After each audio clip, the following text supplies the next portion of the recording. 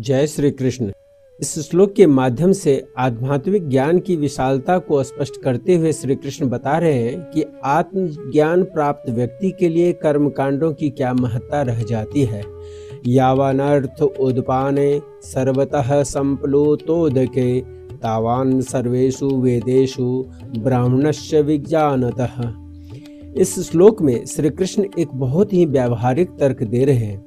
कल्पना कीजिए कि एक छोटा सा कुआं है जिससे आप अपनी प्यास बुझाते हैं या कपड़े धोते हैं, लेकिन यदि आपके सामने अचानक एक बहुत बड़ी स्वच्छ और मीठे जल की झील आ जाए तो क्या आप उस छोटे कुएं के पीछे भागेंगे? नहीं, क्योंकि उस बड़ी झील में कुएं के सारे लाभ पहले से ही शामिल है। वैसे ही वेदों के कर्मकांड, यज्ञ, अनुष्ठान मनुष्य को स्वर्ग या भौतिक सुख देने का वादा करते हैं।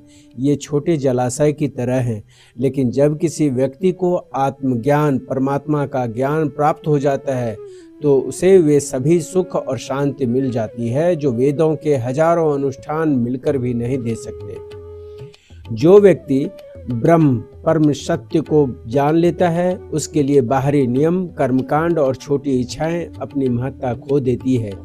उसे वह अमृत मिल गया है जिसके बाद उसे छोटे छोटे गड्ढों के पानी की तलाश नहीं रहती।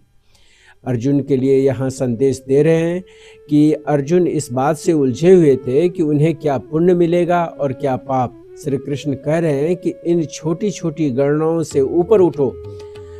जब तुम योग में स्थित होकर परमात्मा से जुड़ जाओगे तो वेदों के सारे छोटे छोटे फल तुम्हें स्वतः ही प्राप्त हो जाएंगे।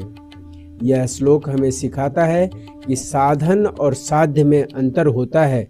वेद हमें मार्ग दिखाते हैं, लेकिन जब हम लक्ष्य तक पहुंच जाते हैं तो मार्ग के नियमों की उतनी आवश्यकता नहीं रहती। जय श्री कृष्ण।